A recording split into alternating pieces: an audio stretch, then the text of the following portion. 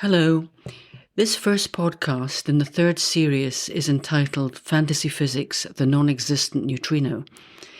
I plan to publish a podcast each month in 2026, and a list of the first four titles can be found on my website, quantumid.science, along with a monthly newsletter. It also may be helpful before listening to this podcast to listen to the earlier podcast on the solar system model of the atom and the accompanying material on the website, especially diagrams of the standard model of elementary particles to see where neutrinos fit in. Let us first look at the Fermilab project to detect neutrinos. The DUNE, that is Deep Underground Neutrino Experiment project, will connect an underground cavern in South Dakota to Fermilab in Illinois by 2029.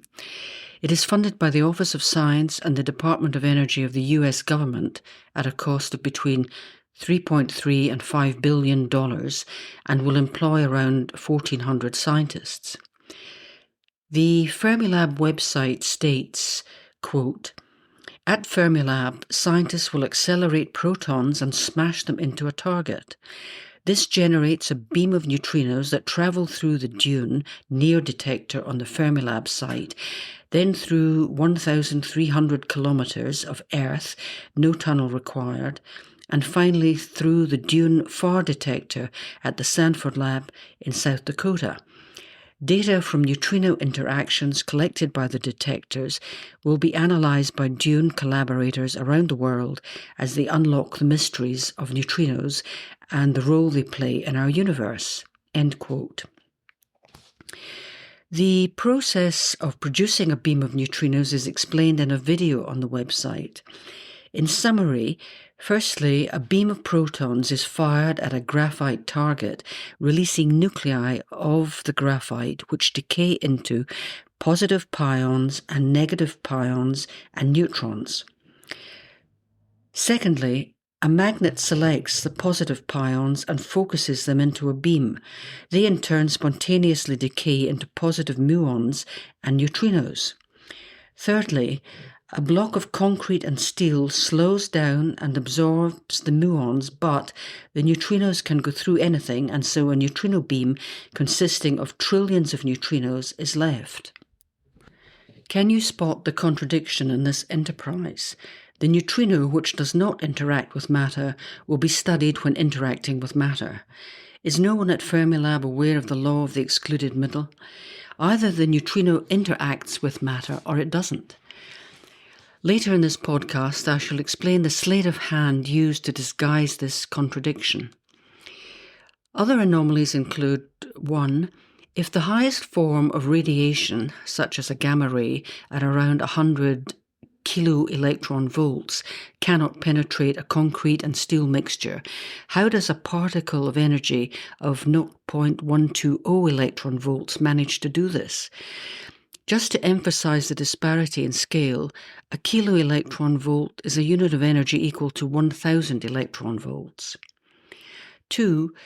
It is also claimed that the neutrino has no charge and no frequency, so how does it propel itself to nearly light speed? Radiation such as a gamma ray is the fluctuation of the electromagnetic field, that is, transverse electric and magnetic waves pushing each other along. Thirdly, if we are meant to believe that there exist trillions of almost massless particles travelling at almost the speed of light throughout the universe, this contradicts the theory of relativity, where anything with any relative mass travelling at near the speed of light would increase in mass to infinity. Having said all that, it should be worthwhile examining the origins of the neutrino. It is said that Pauli in 1930 was puzzled by the beta decay, where, for example, the nucleus of an atom turns a neutron into a proton, or vice versa, plus one electron. The electron emitted has a continuous rather than a discrete spectrum, and also energy is lost in the process, which contradicts the law of the conservation of energy. Pauli suggested a very small particle he named neutron. He thought this was also emitted in beta decay, although unobserved, and it was later renamed neutrino by Enrico Fermi in 1931. What we now know as the neutron, and has roughly the same mass as the proton, was discovered by James Chadwick in 1932. The argument for the neutrino turns on the basis that the law of the conservation of energy is universal, but is it? In 1958, Schrödinger wrote a paper, "Might perhaps energy be merely a statistical concept?"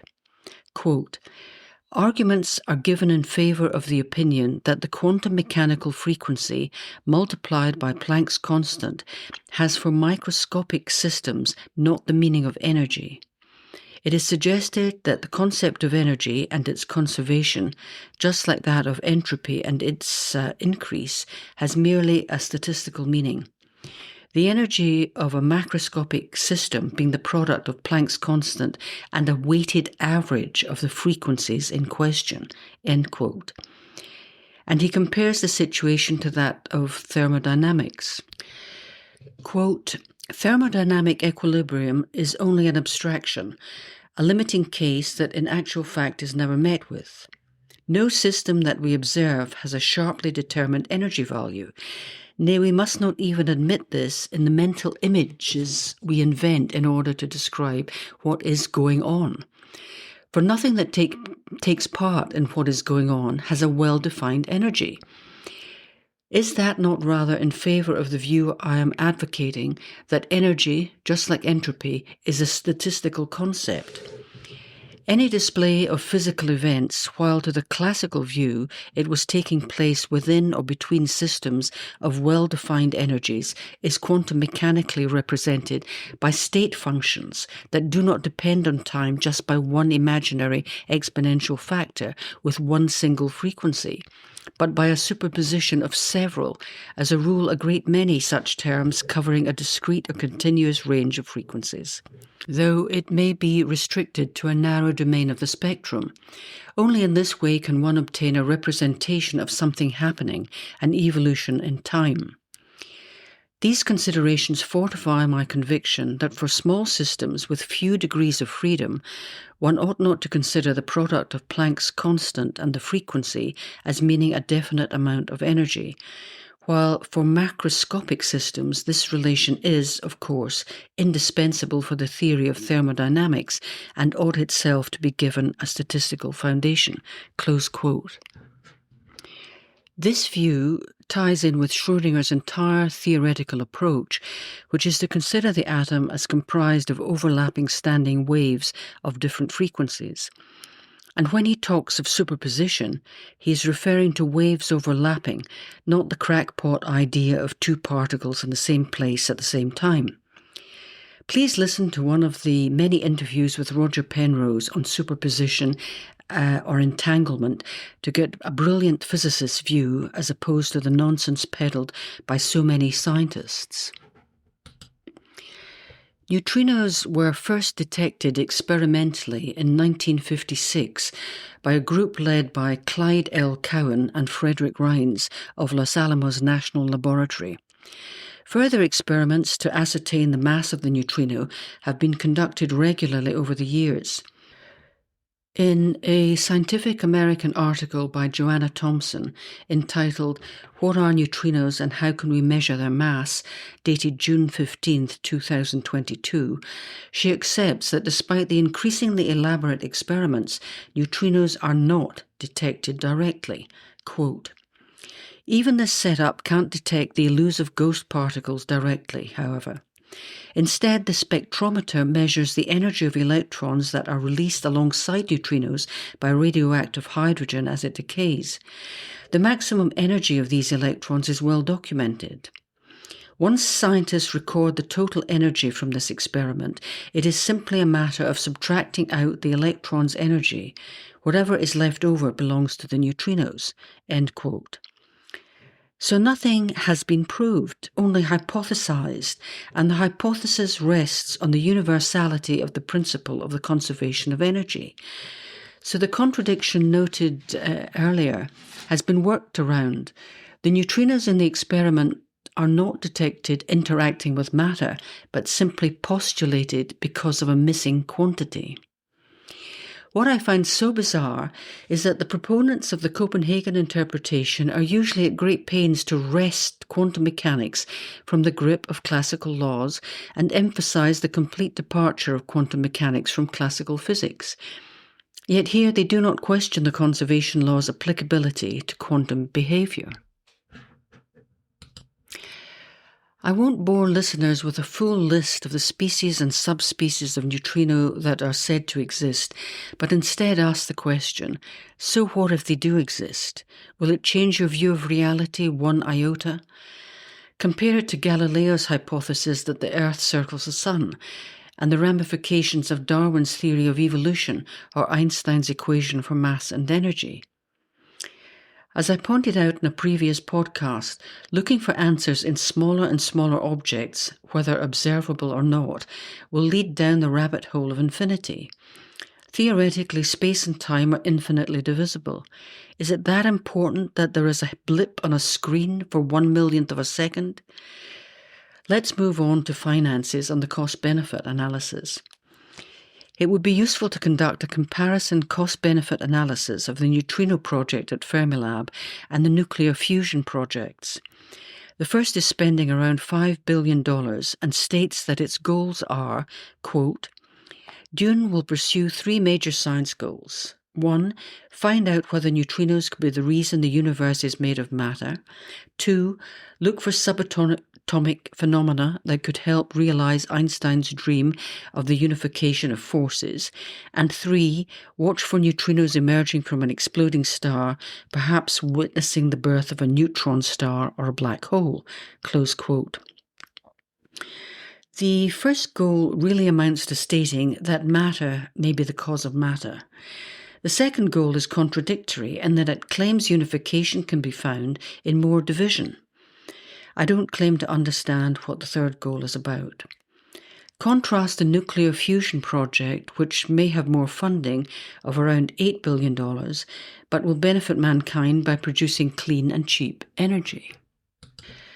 My view is that Schrödinger was correct and that the particle physicists are on the road to nowhere.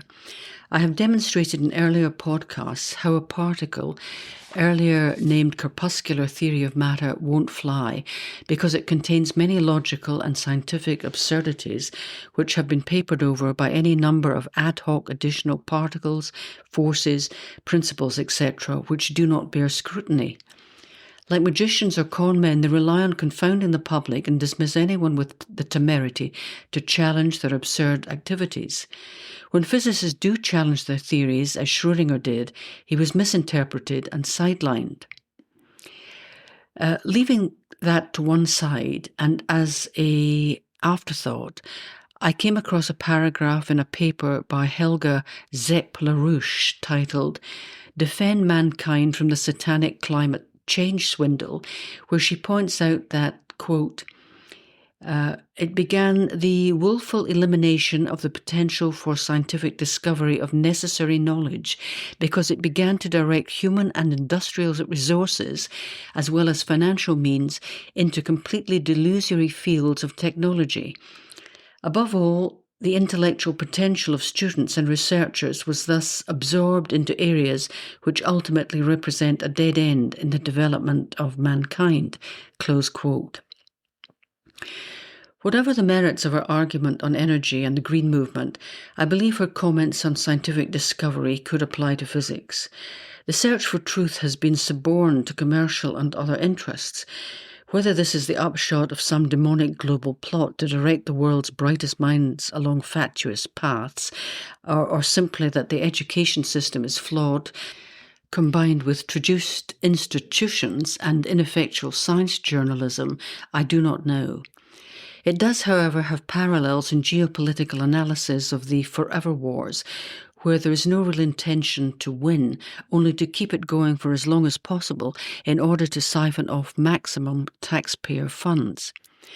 Similarly, these Vanity projects, absorb taxpayer funds and the intellectual capital of many scientists, and continue for decades without achieving anything of note apart from awards of spurious Nobel Prizes. What I do know is that critical thinking takes time, and in a society where work, financial worries, entertainment, and social media dominate, it is time that is in short supply. My advice is to make time to process and question what is being fed to you intellectually, because I think much of it is the equivalent of junk food, which will eventually rot your mind. The next podcast is titled The Vacuum Energy Catastrophe, or Much Ado About Nothing, and should be published on 14th February. I hope you can join me then.